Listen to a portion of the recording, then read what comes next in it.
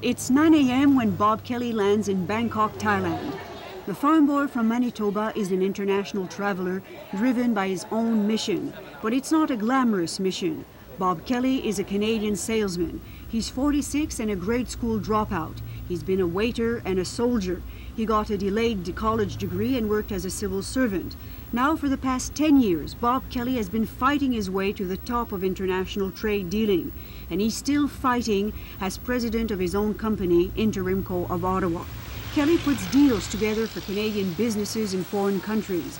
Each year, he pursues 100 projects around the world. His agency usually wins 7 or 8 of those deals. That's considered an average success rate in international trading.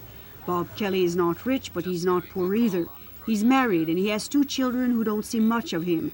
Already now he's been away from home for 3 weeks, 1 in Mali, 1 in the Sudan, and 1 in Saudi Arabia. This leaving all the time, and it's really far, different cultures, different countries, different situations. It must age you in a sense. You feel old. Do I look old? That's the point. No, I don't really most of the time. But I don't drink, as you know, and I don't smoke. I play tennis to keep in shape when I travel. I think that helps me to at least maintain some physical condition. Let me do what I have to do. Whether it's aging me inside or not, I don't know.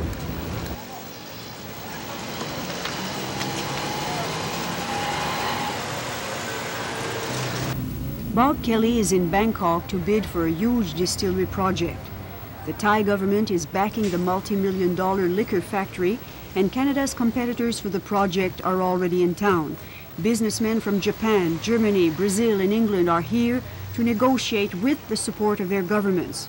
To win this contract, Bob Kelly needs help from the Canadian government through the Export Development Corporation.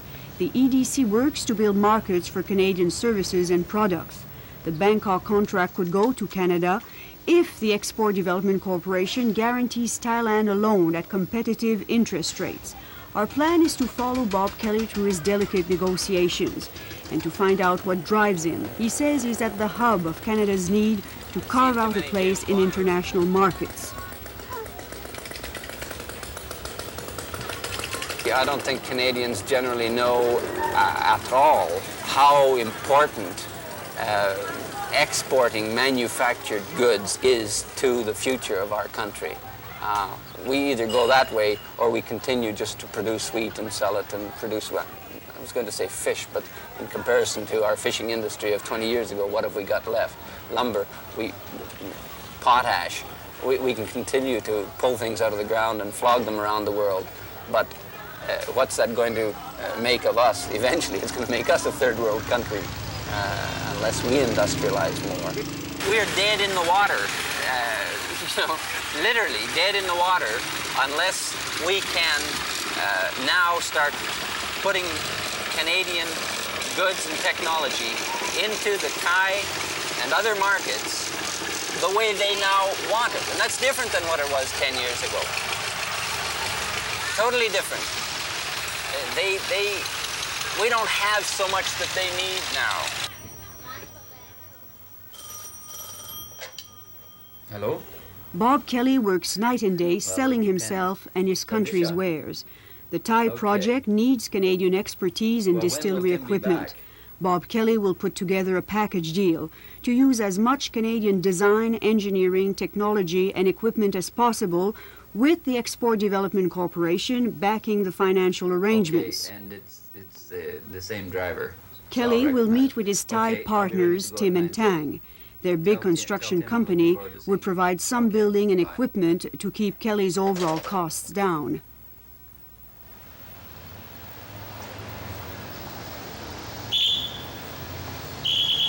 Do you think you can get it?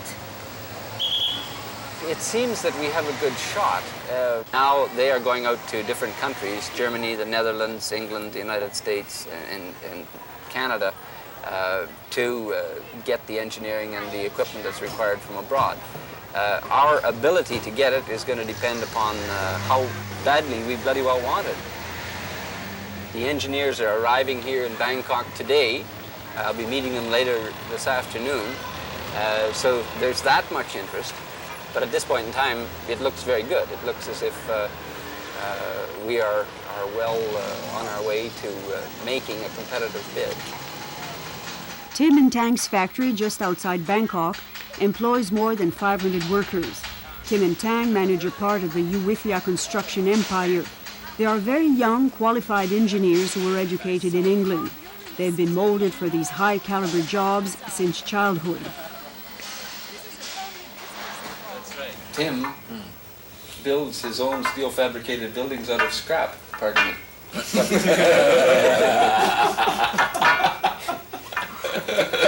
So what is so sophisticated about building steel-fabricated buildings that Indonesia should have to import them? It's taken 10 years for Kelly to develop a friendship with Tim and Tang. In Asia, one of the basic rules of business is that you deal with your friends. It takes time and sensitivity to do business well here. Even then, the big question remains, how far to go into the realms of patronage and kickbacks that are taken for granted here? This specific subject here is a subject really of corruption, of graft, of bribery. And we hear that. This is a common, sort of criticism that businessmen will say, oh, there's too much money to be paid in those countries. Yeah. Is that true? Oh, yes. One thing you have to bear in mind that if you don't do it, somebody will. When in Rome, do as a Roman do. If you don't pick up this cup of tea, somebody will. If you said this thing is too dirty to do the business, it's different degree of thinking that how much is dirty. We do business in Thailand the way business is done in Thailand. We do business in, I was going to say Nigeria, but we don't do business in Nigeria anymore the way they do business in Nigeria. It's a bit too rough. But basically, we can't try to transfer values that we don't practice at home in the countries abroad, and that's what Canadians often try to do. We pretend we're better at home than anybody else is, and so when we go out into the world we say, the Thais must act commercially the way we wish we were at home. Doesn't make sense, and it's certainly not true. It's not true that we are pure either in the mind or in act at home. What we have to do as a company is stay within Canadian law, and we must stay within Canadian law. Canadian law is not ridiculous in this regard, as is American law, but it's still very, very stringent as to what INTEREMCO can do with regard to commissions, let's say.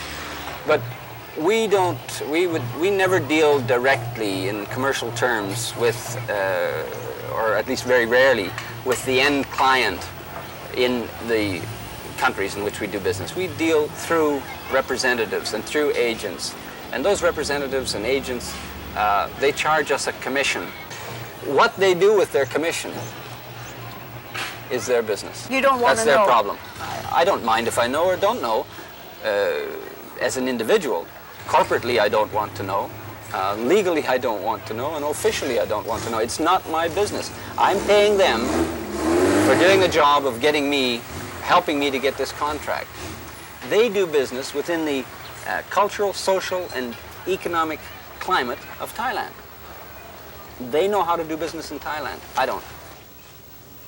Canadian engineers Tony Wilcock and Les Miko have just flown in from Toronto. They are experts in the construction of distilleries, here to help Kelly with his proposal. The other key player is the agent Prasop. Prasop deals mainly in arms, but he'll sell anything. Prasop assures Kelly he's a friend of the Thai client, chosen by the government to handle the distillery.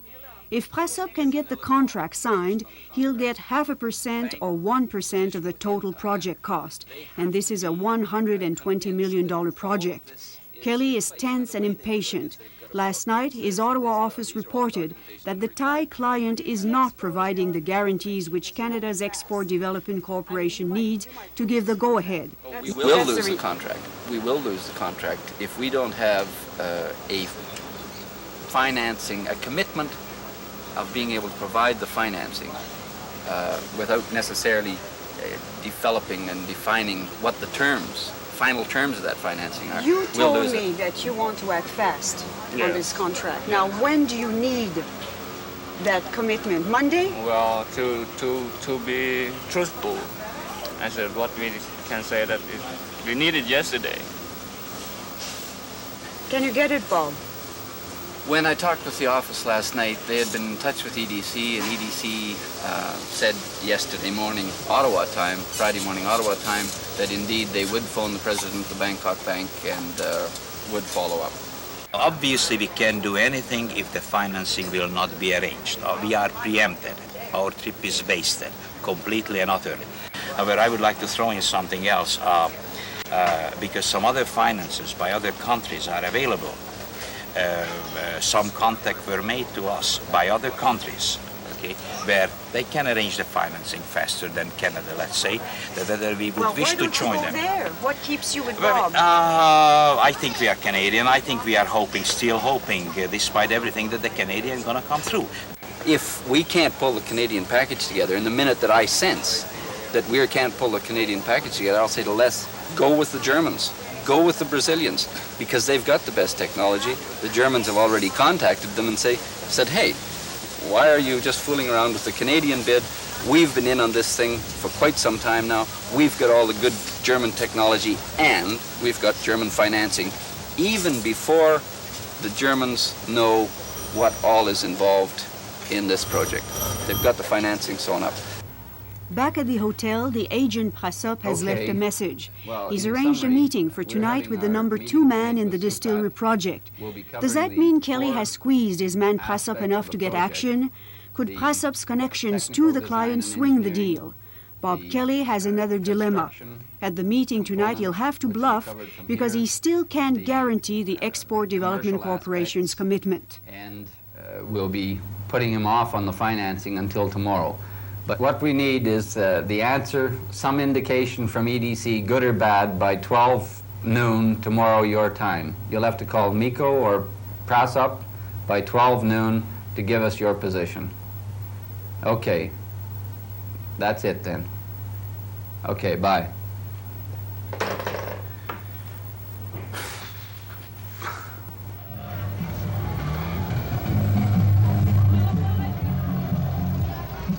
The famous Patpong district where everything is for sale. Although Kelly has been to Bangkok 20 times in the past 10 years, this is his first visit to Patpong.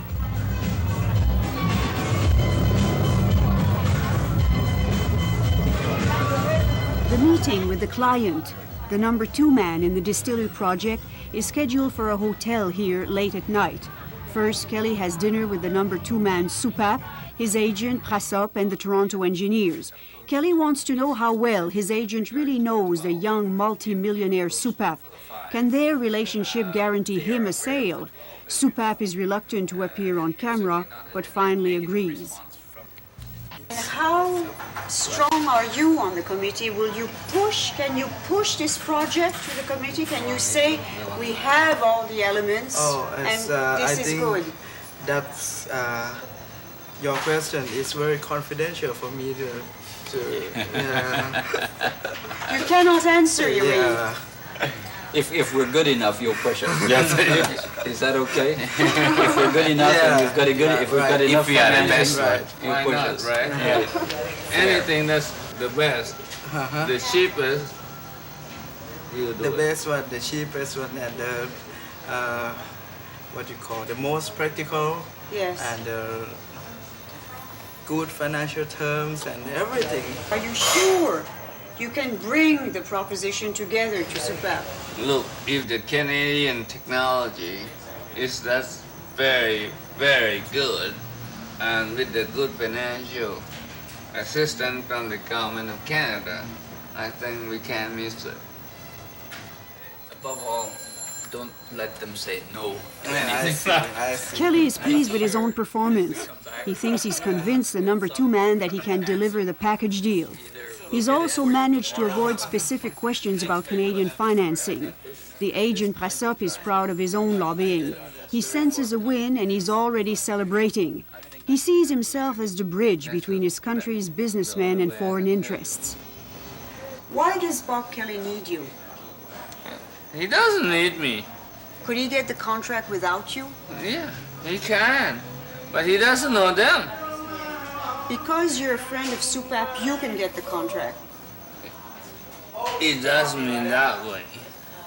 But look, you have to realize that you are working in ASEAN country. Who knows who. It's a personal relationship. Right, okay? And not just like, you guys back in Canada, in the US, and you think that you do better, you can do it. I can tell you that. If people in Canada think that what you do is corruption, what do you say to them? Screw them. That's it.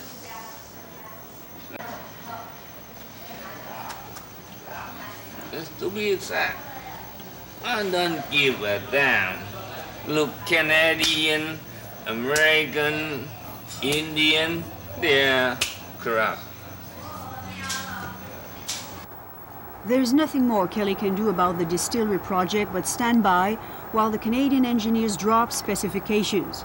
So he books for Manila in the Philippines, where he wants to win a big dairy project.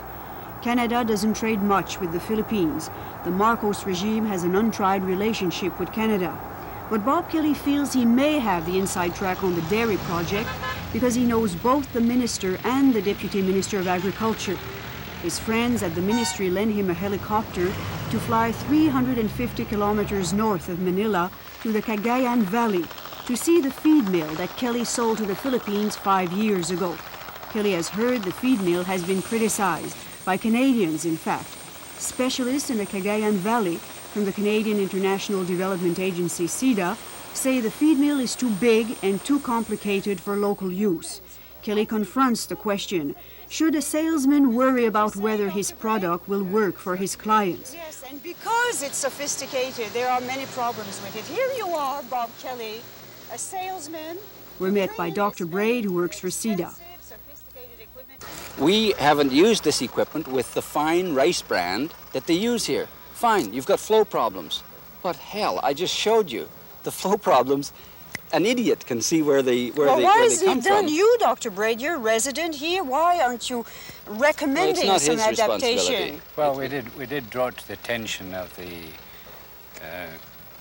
company here representing INTEREMCO, and I think we probably assumed that they would let their parent organization know about these problems. There's no coordination between you as the salesman, the provider of the equipment, and the experts? Oh, there's coordination. We had an engineer, but it's one of these things that happens. The engineer who was working for us at the time, unlike me, didn't have an understanding wife who was prepared to let him travel around the world 60% of the time doing this lovely, wonderful job that I do for a living. And she started drinking and was drinking herself into a grave, and the fellow had to resign. He had to quit. He had to leave my company. He couldn't hack doing this sort of thing. So the very qualified technical person that we had who brought this thing in and who was supposed to help install and who was supposed to commission the plant was no longer with my company. By the time, 2 years later, they got electricity here to start the plant up. The people that they sent out here, 6 months, CIDA sent 2 supposed experts out here for 6 months to propose to the Cagayan Valley Development Corporation what they should do with the feed mill or for feed milling. 2 of them sat in a hotel room in Manila at Canadian taxpayers' expense for over 6 months. They never even got their tails up here to see what was going on. Right. I arrived in Manila, not in 6 months they didn't. The 2 consultants who came originally, they didn't spend all their time in Manila. They spent the first 6 months because I was at the embassy and I met them at the embassy after 6 months and they'd never been out. They were bitching about not having their cars here. They didn't have their furniture. They were getting their teeth fixed and they were asking whether or not they could get their teeth fixed at the expense of the Cagayan Valley Development Company. That's what they were interested in, and that's a fact. Anyway, and they did get their teeth fixed, Charlotte, and I'm not sure who they charged for it, but I sure as hell hope it wasn't the Canadian taxpayer or the Filipino farmer. It's, it's frustrating. You know, business is frustrating. And when you have people who hide behind the pen and hide behind official status or hide behind consultancy and make their comments and their criticisms and their observations without me having any chance to defend myself, you damn rights I get mad. I think I get cross. Challenges to his business ethics, especially from the development community, always make Kelly defensive, and his hostility lasts all the way back to Manila. At the hotel, Kelly finally cools off and gets back to work. Despite the prospect of the dairy project here, his main preoccupation is the distillery proposal back in Bangkok. Being away from the phone for hours like this is painful for a man like him.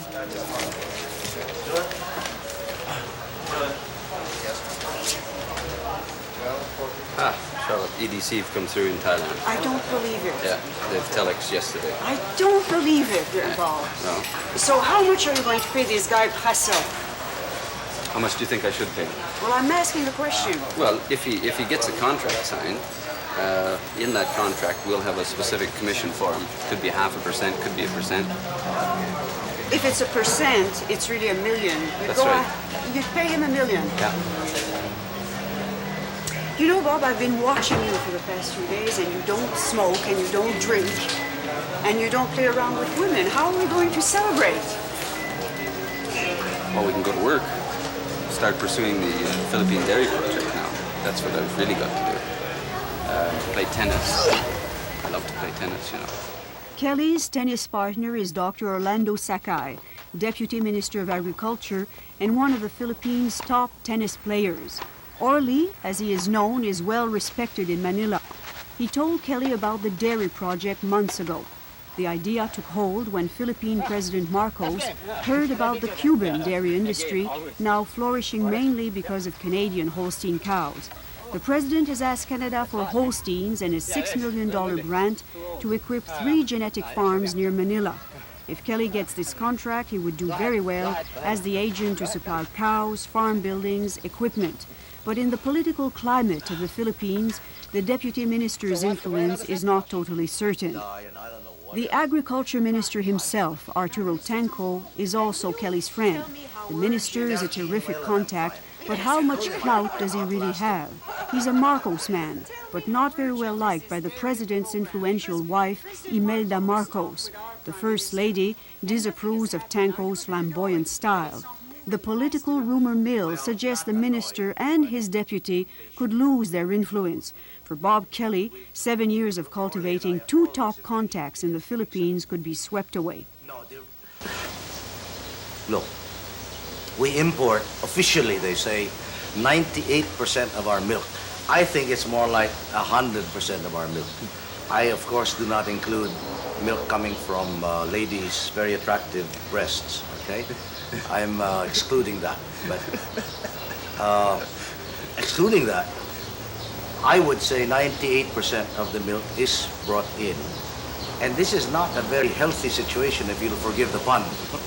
Well, let me tell you something, Mr. Tanco. Back in Canada, they're saying, oh, President Marcos wants a showpiece project. I mean, he wants to do like Fidel Castro, for example, and say to his friends, come and see my cows. And your critics are not prepared to do that. Our concern, Charlotte, is if the shipping lanes get blocked, the first thing that's going to happen is we're not going to have milk for our babies. Can you imagine a political situation where we have no milk for our baby? My Lord, they're going to be riots. Mr. Tanco, you know we've been spending the last few days with Bob Kelly. I know. And traveling with him. He looks sunburned. Are you going to give him this contract? I guess. I have to depend on him. My deputy has been the one who's been talking. What's up? What's the answer? Well, we thought that with everything equal, we might give Canada the edge since these were part of our discussions. Can you guarantee, Minister Tanco, that when this contract is going to be awarded, you're still going to be Minister of Agriculture? Look, I've been minister for 13 years. And I guess there have been rumors like that every year. For 14 years. For 13 years. For 14. For 14 years. Now, I don't know. It's up to the president, of course. But I intend to survive, so we'll see. Gene Whalen and Canadian-Philippine friendship. Cheers. I'll probably be back in the next 3 or 4 months. There are many more meetings on Kelly's agenda in Manila, but within hours, the salesman changes strategy. Be in touch. Thanks, John. Bye. Bob, what's happened with EDC? Well, the letter that they've sent, the Thais consider it completely inconsequential. The Thais want to decide between ourselves, the Germans and the Japanese, within the next 3 or 4 days. The Germans and the Japanese are sitting there with firm financial offers, with interest rates and so forth. We've got it, we're led to believe we've got it on a technical basis and on a price basis, but the buyer can't even make an assessment of what his costs are going to be because he doesn't have an interest rate from EDC. So what are you going to do now? So I'm going to go home tomorrow as fast as I can and get into EDC Monday morning and see if I can't persuade them somehow to come through for us. Because if they don't, we're dead. We've had it. Why'd you do it? Well, I'm not dead yet. You know, we can still pull this thing out.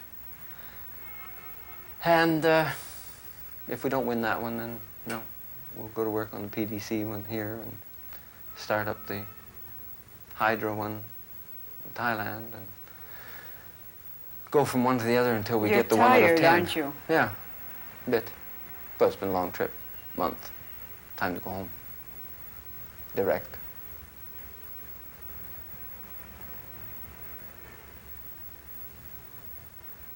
Since this film was made, Bob Kelly has lost both the Bangkok Distillery Project and the Manila Dairy Project. In Bangkok, the Germans and the French swing the deal.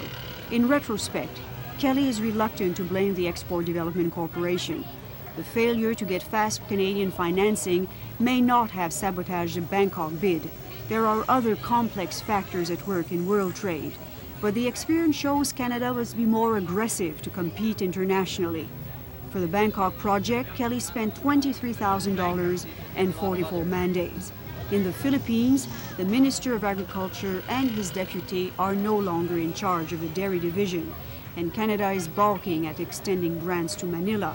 Kelly spent $44,000, of which 13 were from the PEMD, the government's program for export market development. Kelly also spent 94 man-days for the dairy project. But the salesman's life goes on. Bob Kelly is currently pushing a Canadian bid to develop several projects in the People's Republic of China.